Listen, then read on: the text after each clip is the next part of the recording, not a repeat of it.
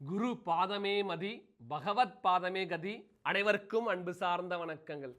பூராட நட்சத்திரத்தில் பிறந்தவர்களுக்கு 2025 புத்தாண்டு பலன். பூராடம் போராட்டம்.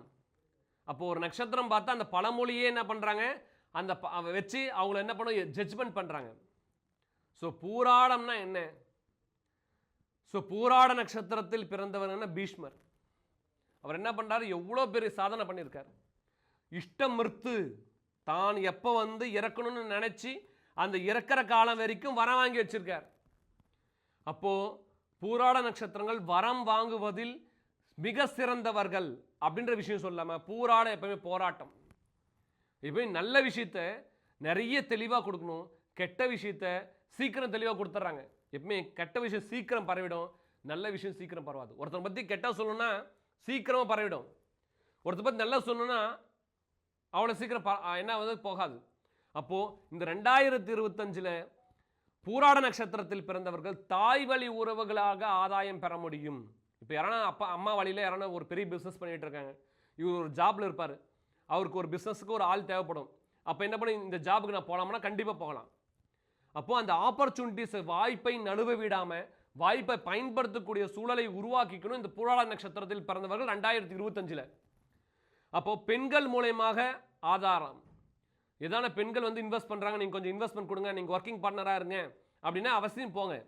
அது மூலயமா ஒரு அனுகூலம் கிடைக்கும். இப்போ பார்த்தீங்கன்னா எல்லா நட்சத்திரம் சொல்லிகிட்டே வரோம், இல்லை ஆண் நட்சத்திரமும் இருக்கும் பெண் நட்சத்திரமும் இருக்கும்.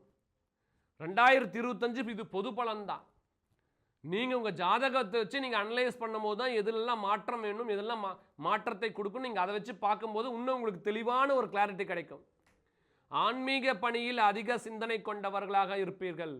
ஆன்மீக வழிகளில் போகக்கூடியவங்க பின்னாடி போயிட்டு உளவார பணி, கோயிலை தூய்மைப்படுத்தி கொடுக்கறது, பெயிண்ட் அடித்து கொடுக்கறது, சிற்ப வேலைகளில் டிஸ்டர்பன்ஸ் இருந்தால் செய்கிறது, அபிஷேகத்து ஆராதனைக்கு பொருள் வாங்கி கொடுக்குது, இப்படி தன்னை ஈடுபடுத்திக்கூடிய சூழலாக இந்த வருடம் இருக்கும். மாற்ற முன்னேற்றத்தை கொடுக்கும். பண விஷயத்தில் கவனத்தோடு இருந்து அந்த பணத்தை எப்படி கையாள போகிறீங்க. இப்போ உங்கள்கிட்ட ஒரு 10,000 இருக்குன்னா அந்த 10,000 யாருக்கு கொடுக்க போகிறீங்க? நீங்களே வச்சுக்க போகிறீங்களா, மற்றவங்க கொடுத்தே ஆகணும்? மணின்றதான் ஃப்ளோ ஆகிட்டே தான் இருக்கும். அப்போ யாருக்கு அது கொடுக்கணும் தீர்மானித்து செய்யக்கூடிய சூழல் கிடைக்கும். முதல்ல தொழிலில் நஷ்டம் வரும், அப்புறம் கொஞ்சம் கொஞ்சமாக ஆல்டரேட் பண்ண லாபம் வரும். அப்போது புதுசாக தொழில் தொடங்கணும்னு நினைக்கிறவங்க எப்பவுமே பார்த்திங்கன்னா வைகாசி மாதத்துக்கு மேலே, சித்திரை மாதம் கடந்து வைகாசி மாதம் வரும்போது அதனுடைய சிந்தனைக்கு எடுத்துகிட்டு போகிறது நல்லது.